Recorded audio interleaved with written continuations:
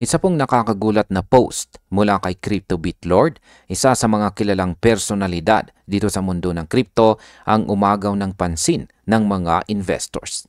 Ayon sa kanya, may isang posibleng hinaharap kung saan si XRP ay biglang nag-teleport pataas sa higit $500 bawat coin. Sa kanyang imahinasyon, gagamitin pa raw ng US government sa XRP para bayaran ang $35 trillion na utang ng bansa. Bagamat tila sobrang imposible ito, ang ideyang ito ay nagpapakita ng matinding paniniwala ng ilan sa kakayahan ng XRP na baguhin ang global financial system. Kaya yan po ang siyang ating pag-uusapan sa video na ito. Pero bago po tayo magpatuloy ay pakibasa na lamang po muna ang disclaimer dito po sa ibaba ng ating screen. Yan, ano nga ba ang eksaktong sinabi ni Crypto Bitlord? Sabi rito, a recent post by Crypto Bitlord, a well-known crypto proponent, has drawn interest for its bold description of an imagined future for XRP. In the post, he wrote, XRP teleports over $500 per coin instantly before suggesting that such an event could reshape the global economy. Paliwanag mo natin yan. Ayon daw po kay Crypto Bitlord, biglang tataas sa XRP sa mahigit $500 bawat coin na para bang isang instant teleportation sa presyo. Sa kanyang pananaw, kapag nangyari ito, magbabago raw ang buong ekonomiya ng mundo.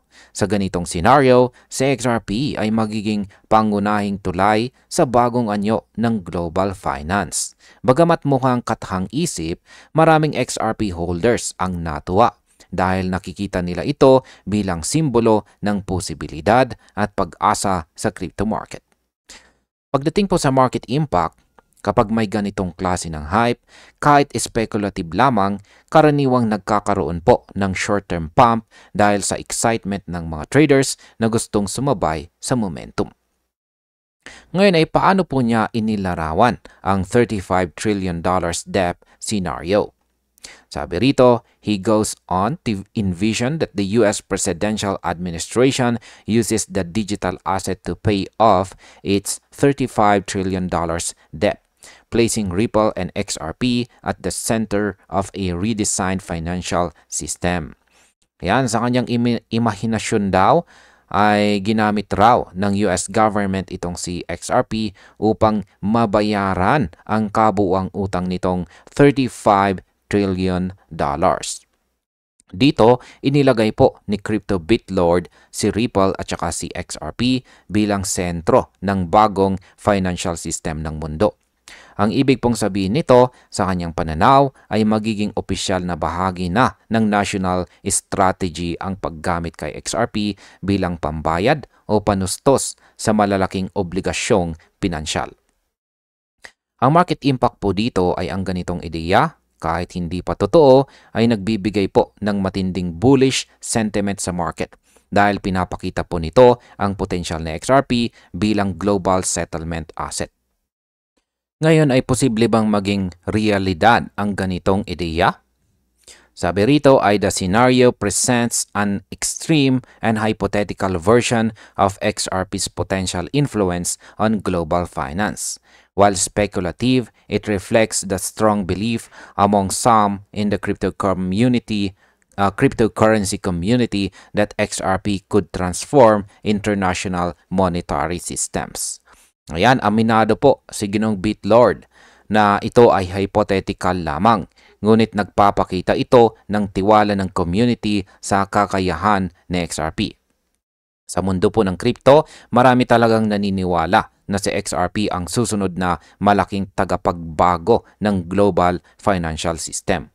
Kung sakaling magkatotoo, magbibigay po ito ng alternatibong sistema sa mga bangko at bansa na hirap sa debt payments or pagbayad ng utang. Sa market impact, ang ganito pong narrative ay nagbubunsod ng optimism sa long-term investors at pwede pong magtaas ng demand para kay XRP, lalo na po sa mga institution na naghahanap ng stable at saka efficient na digital asset. Gaano naman po kalayo ang $500 na target kumpara po sa presyo ngayon? Sabi rito ay XRP reaching $500 is Crypto BitLord's core idea. For context, XRP currently trades at $2.62, making such a price leap unprecedented. Evaluation of that scale would place XRP's total market capitalization well beyond that of any existing financial asset, implying a level of institutional adoption and liquidity that has yet to be seen. Ayan, paliwanag natin. Sa ngayon daw, sa XRP ay nasa presyo pa lang na $2.62. Kaya kung susundan natin ang imahinasyon ni Ginong BitLord, ang pag-akyat po sa presyong $500 ay halos imposibleng mangyari sa kasalukuyang liquidity. Ibig sabihin, kailangan muna ng matinding institutional adoption at global usage bago maging posible ang ganitong market cap. Sa ganito pong halaga, malalampasan ni XRP ang lahat ng kilalang financial assets sa mundo. Ang market impact po nito ay ang ganitong malaking target ay nagbibigay po ng long-term hope or pag-asa sa mga holders. Pero kung walang solid fundamentals, maaaring magdulot din ito ng overhype at profit-taking sa short term. Sunod na tanong ay paano kung gagamitin talaga ng US government si XRP? Sabi rito ay the idea that Ripple's XRP holdings could be used to pay off the national debt has also been widely discussed. It suggests a vision where Ripple and the US government align financially. Yan, kung sakaling totoo daw ang ideya na gagamitin ng US government sa XRP para bayaran ang national debt, ito ay magiging makasaysayang sandali sa kasaysayan ng ekonomiya. Ibig sabihin, makikipagtulungan po ang Ripple sa gobyerno upang magamit ang kanilang hawak or holdings na XRP para sa pambansang pondo or national budget. Ngunit sa ngayon, ito po ay purong teorya lamang at walang opisyal na plano na nagkumpirma rito. Ang market impact po dito ay ang ganitong pag-uusap ay maaari pong magbigay ng pansamantalang hype sa market. Pero hanggat wala pong konkretong aksyon mula sa gobyerno, mananatili itong speculative fuel lamang para sa presyo ni XRP. Ngayon ay may posibilidad ba talagang mangyari ito? Sabi rito ay this idea remains speculative and unsupported based on current policy or corporate actions. Nonetheless, the reference highlights the ongoing debate about XRP's potential integration into larger financial frameworks. Yan, sa kasalukuyan ay wala pang ebidensya na nagpapatunay na may plano ang gobyerno ng US o ang Ripple na isama si XRP sa pambansang sistema ng pagbabayad ng utang. Gayunpaman, ang ideyang ito ay nagpapakita ng patuloy na usapan kung paano po maisasama si XRP sa mas malawak na financial structure ng mundo.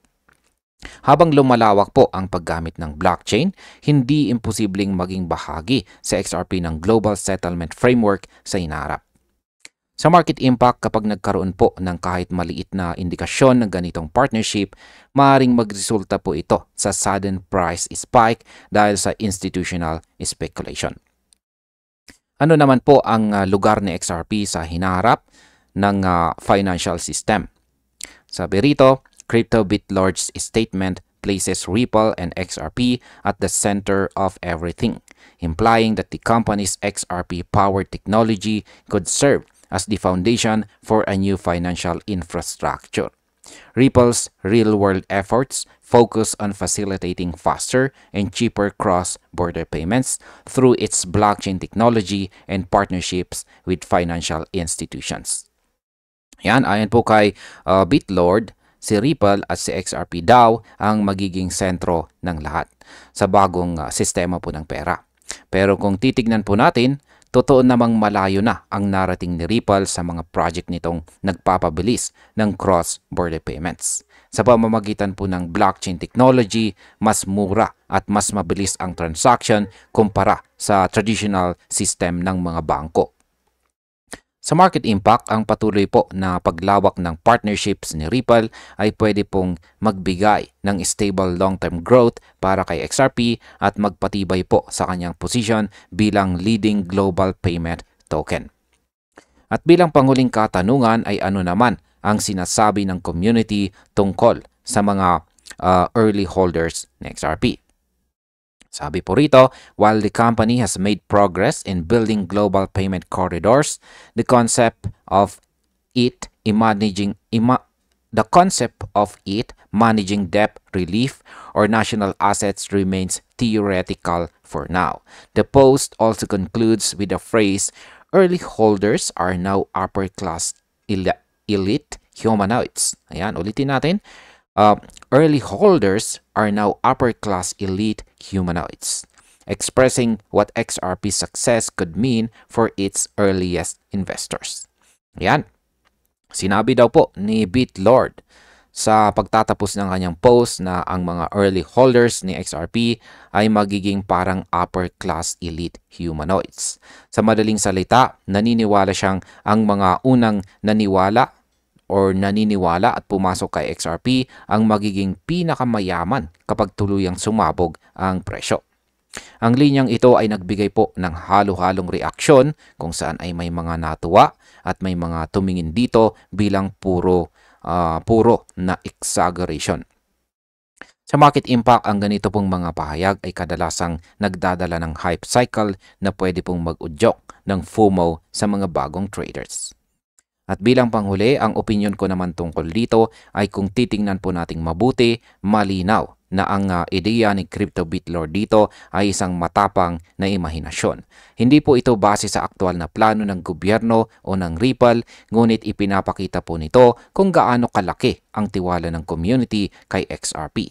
Sa XRP po ay patuloy na gumagalaw sa direksyon ng global adoption at habang dumarami po ang partnerships ng Ripple, mas tumitibay ang kanyang papel bilang digital bridge asset.